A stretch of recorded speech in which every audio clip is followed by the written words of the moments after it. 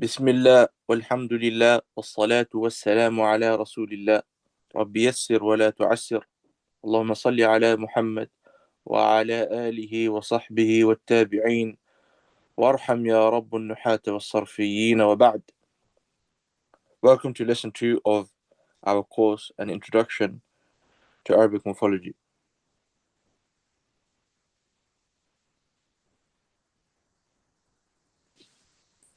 Now, before we start the study of verbs, we first need to know about persons and pronouns. So what is a person in grammar? A person is the perspective the person is speaking from. So when we say a first person, this means you are the one who is actually speaking. So the first person pronouns in the English language are I and we, okay, from the perspective of the speaker. The equivalent Arabic term for this is al-mutakallim, for those who need to know.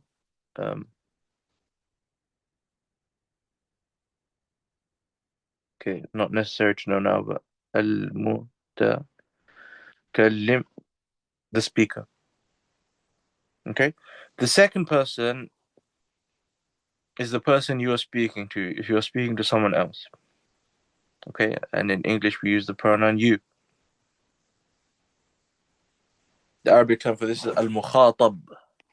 Okay, from mukhataba. Again, these Arabic terms are not necessary at the moment, but just for extra information. And the third person is someone you're speaking about. Okay, so in English we have he, we have she, we have they, and we have it for a neutral gender.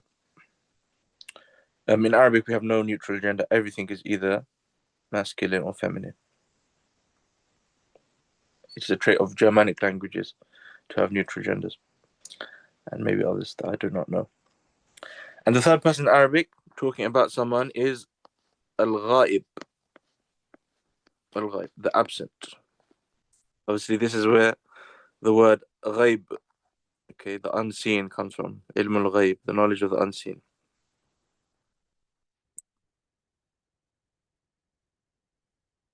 One of the interesting points regarding the second person is that in Old English, just like we have in Arabic and other languages, there is a distinction between if you are speaking to a single person or a group of people. So if you were speaking to a single person and you said you to a single person in Old English, in older English, you would say thou. And you was actually for a group of people when speaking to a group of people. But obviously, thou fell out of use and you became used for a group of people as well as for a single person. Whereas originally it only meant for a group of people. Okay, like you all. So, of course, we have Arabic pronouns also.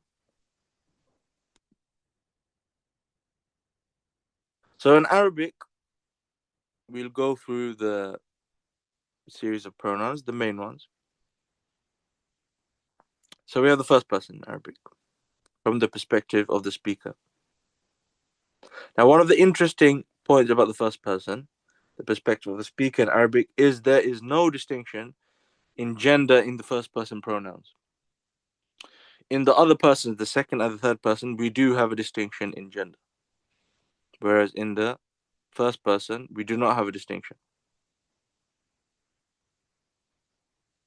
So we have the singular first person, I, ana, ana. And this is the same for male and females. If you are male, you would say ana, and a female would say ana. Interesting to note that the alif over here in ana is merely a feature of orthography. That is to say, it is not pronounced. It is never pronounced. Okay, the alif is not pronounced. It is just pronounced as if you were saying ana, but it is written. The plural of ana, we, is nahnu, nahnu. Okay, And in the first person, we refers to two or more.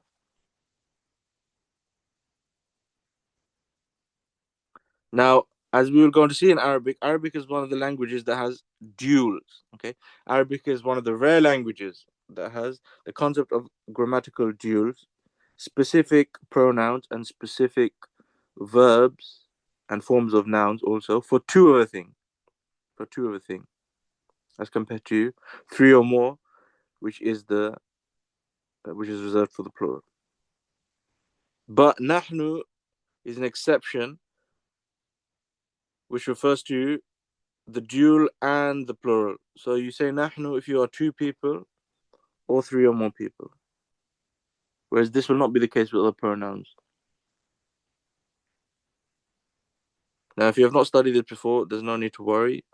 Just know that nahnu means we. Okay, if you have not studied any grammar before, it's not a prerequisite of this course.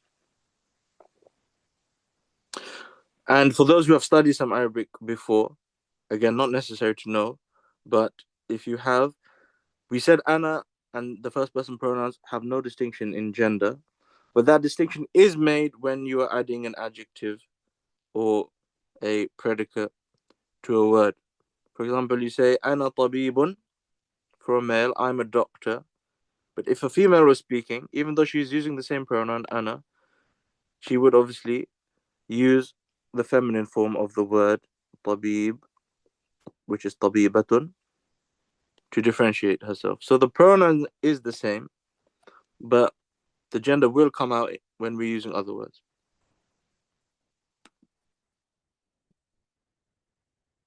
Okay.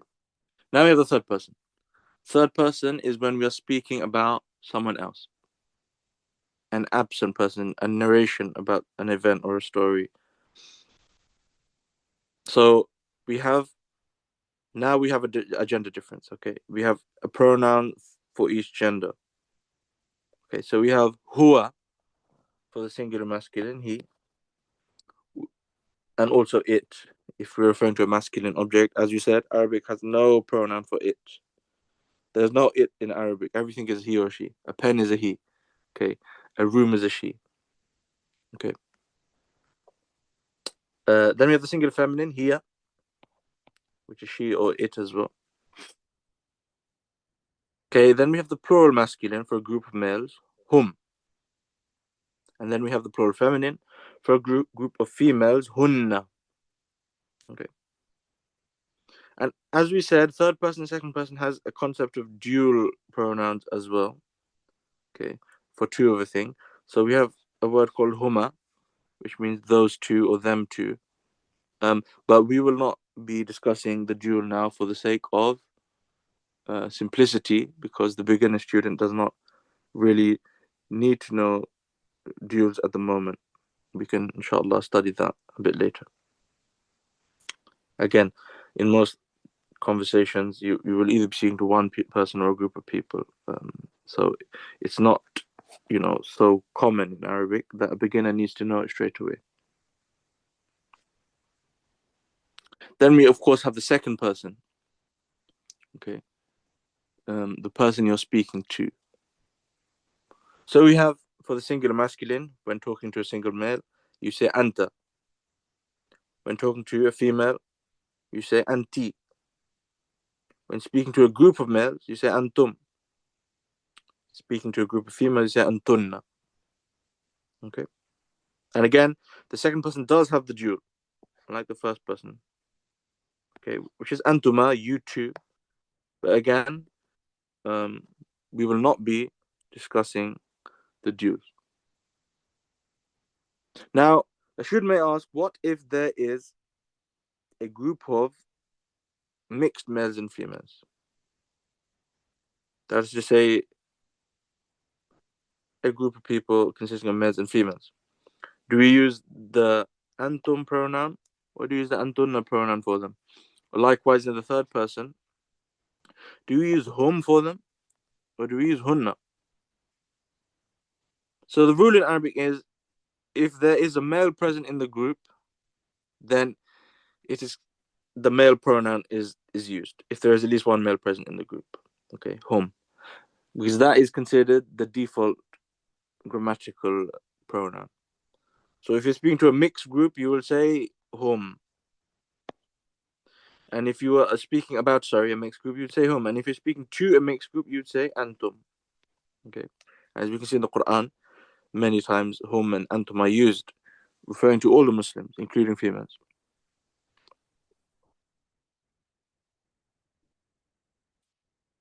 Now we're going to look at verbs. There are 4 aspects to a verb that we need to know at the moment in Arabic, which is, the first aspect is gender. A verb in Arabic has a gender, masculine or feminine. Okay. A verb in Arabic has a number, singular or plural. There's also a dual number in Arabic, as we just said, but we will not be going into that at the moment. Of course, a verb has person, like we just said, first, second, and third person. And a verb is tense. Okay. Past tense, present tense, and so on. So if you take the English sentence, he went, and the verb went, we can say, analyzing this, that this is masculine. Okay. Because of he. We can say it's singular because, again, of he. We can say it's third person because we're talking about someone. And we can say because of went, it is in the past tense, al-madi in Arabic. The word for past is al-madi. Al-madi. Likewise, if we were to look at the word she went, the sentence she went, we would say it is feminine, it is singular, it is third person, and is also in the past, al-madi. Now, to make the masculine singular third person past in Arabic, the equivalent of he went, what do? We put the root letters on the pattern of fa'ala.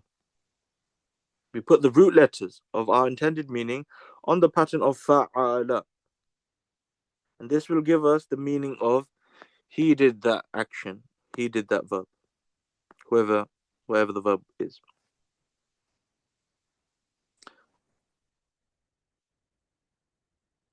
So, for example, the root letters kaf, ta, and ba are related to writing. So we bring them on the pattern of kataba, or fa'ala, and we say kataba. That will give us the masculine, singular, third person in the past, meaning he wrote. The rasin related to learning or studying. So if we say darasa, it would mean he studied. It would mean he studied. Dad, ra, and ba related to hitting or striking. So we say daraba. He hit. Now, someone may raise question as to why we are mentioning verbs like daraba, qatala, and so on. This is just the practice of Arabic grammarians. They like to use these words. Okay, it's not because of any tendency towards violence that they like this. It is because they're very easy verbs to illustrate grammatical points with. Okay, which we will learn in the future. So there's no need to be taken aback by that. Okay, so we have daraba, he hit, and likewise qaf ta lam related to the act of killing or fighting, qatala. Okay, he killed. Again, these verbs often just make very easy sentences and grammar, so the grammarians do like to use, especially daraba. Okay, daraba is very common. Now, those of you who have studied before will know that the middle root letter, the ain, okay, doesn't always have to have a fatha in this pattern. Okay, the ain, actually, the middle root letter, can take a fatha, can take a kasra, and it can take a dhamma as well, in the same meaning of the masculine past tense. Okay, the singular masculine past tense. Okay, so it could be fa'ala or fa'ila or fa'ula also. But for the sake of the beginner, we are just mentioning it with a fatha at the moment. Okay, but in the future, inshallah, we will go on to explain this in more detail. That's why we have some verbs in Arabic. For example, sami'a. Sami'a Allahu liman hamida. Yeah, sami'a. Okay, he heard. He heard. Okay. Can you see the middle root letter is the meme with a kasra?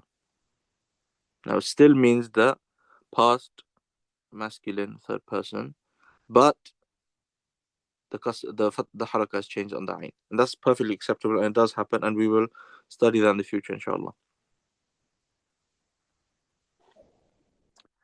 Okay, that's the end of our second lesson. Sorry, jazakumullahu khairan. Thank you for listening. Shukran li husni istima'akum.